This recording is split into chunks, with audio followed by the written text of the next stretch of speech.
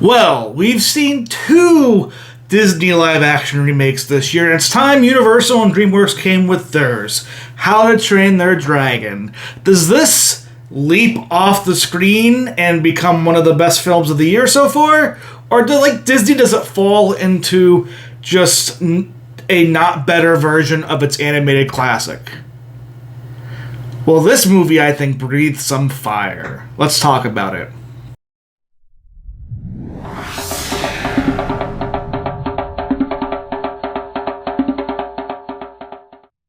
That's right, from DreamWorks, we get How to Train Your Dragon in the live action. And for a lot of people, we're all kind of wondering what this is going to be. You know, Disney has a track record of making changes throughout there, some positive, some not so positive, many times leaning into the not so positive, that we're wondering what Universal is going to bring here.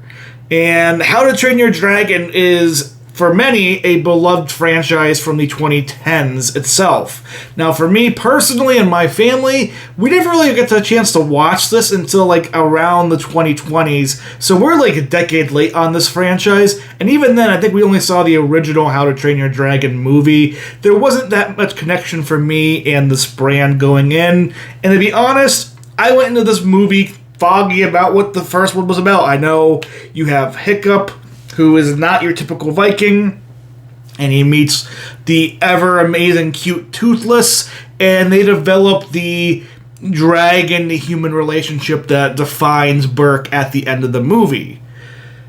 And that's about all I kind of remember. As I watched this movie, which is pretty much a shot-for-shot remake of that animated movie, a lot of people, you get the memory jogged up a bit.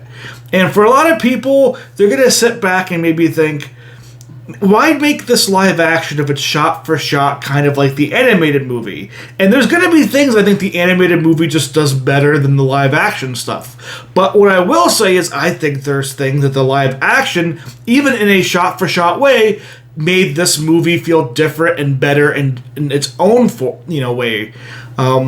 And I really appreciated that. This movie was great to see on IMAX. The dragons and the action scenes involving the dragons, and just the relationship between Mason Thames' Hiccup and the Toothless worked very, very well. It was really, really jaw-dropping in CGI animation work with that live action actor and visuals that you see why this was made this way. Much similar to maybe how Lord of the Rings was once an animated movie that eventually became a Peter Jackson classic. I don't know, because I wasn't old enough to remember, if people were like, why are they making the Lord of the Rings movie series in live action? We have animated Lord of the Rings. No, you can understand that there is a medium level of the live action that brings a realism and beauty in itself. And How to Train Your Dragon, I think, succeeds in that level with this live action adaptation. In here, we have, I think, a variety of pretty solid acting performances. What stood out for me the most, Gerard Butler coming back as Stoic the Vast. And he plays much more of a grounded father character here and less much of a character that you maybe get in an animated movie like we got with the original. And Butler is able to play the parent who expects more from his kid, that is excited to see his kid maybe fill his shoes, but then get kind of upset when his expectations weren't met, into his own journey per se. And I think the chemistry that Butler and Thames has together throughout the film just works incredibly well. Mason Thames coming in as a teenager playing Hiccup did a phenomenal job. Now, one area where this movie maybe lacks for me compared to the original is I think it takes Thames a little while to get out of that structure of basic blocks of a character into feeling like he's Hiccup into the movie. I think the very beginning parts of the movie and a lot of the interactions for the kids, the kid actors and the younger actors feel a bit rigid and bland, where the voice acting and animation allows for the cartoon version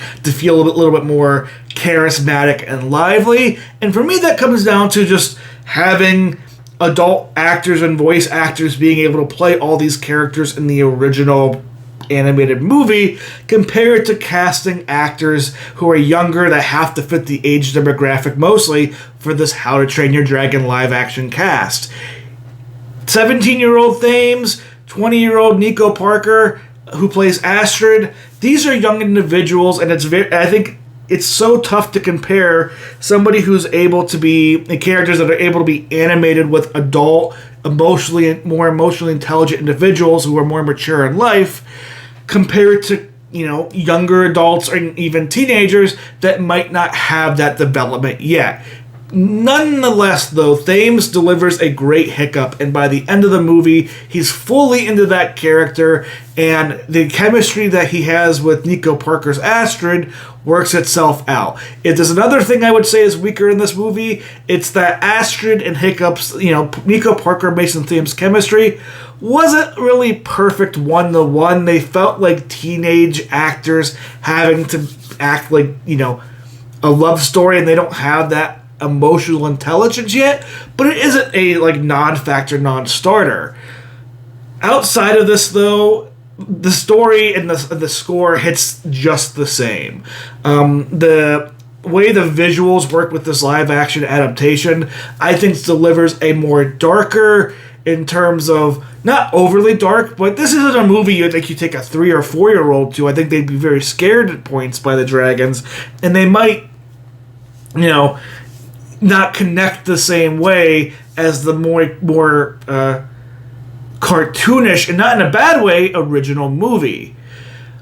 But this movie does give great visuals. It does give a great theatrical experience, and it does still at root have that How to Train Your Dragon charm, and very faithful and very understanding what made the original work in the heart of How to Train Your Dragon. And I think with so many of these remakes, that's been kind of the issue. Sometimes you lose the heart of the story and what people love about it. How to Train Your Dragon might not have taken any chances, but it knew what that heart was, and even with the enhancements with the CGI dragons in the live action form, they kept that heart there in different ways. And it's why I'm giving this movie a platinum. I highly recommend you watch it. Some of the kid acting is what holds it back from a diamond for me, but this is a very high platinum. It was a very great experience, and I recommend anybody go see it in theaters, especially if you have kids in your family. It was a great time. If you haven't seen any How to Train Your Dragon movies, go see it in theaters. You're going to have a great time. This was a well-made, well-thought-out live-action adaptation of a movie that could be enhanced by a live-action form, and that is why DreamWorks' How to Train Your Dragon worked for me, and I think it's going to work for so many people. I understand there's going to be people who feel like it's not adding anything different, so they're going to come out of it negatively, but this is still a good movie, a great time, and I just think it's worth seeing in theaters. It was jaw-droppingly great. If you can see it in IMAX, see it in IMAX. It just worked. They broke what they didn't break what was already fixed. So huge props for the team at DreamWorks. I know it's basically the same team coming back from the animated movie in terms of directing and writing, and the score is the same. But again, don't fix what isn't broke. And that was the message with this remake. And like I said, there's some things in the animated movie that will do better, and there's some things that I think the live action does better. But at the end of the day, they both have the same heart and joy with their movies, and that's How You Train Your Dragon.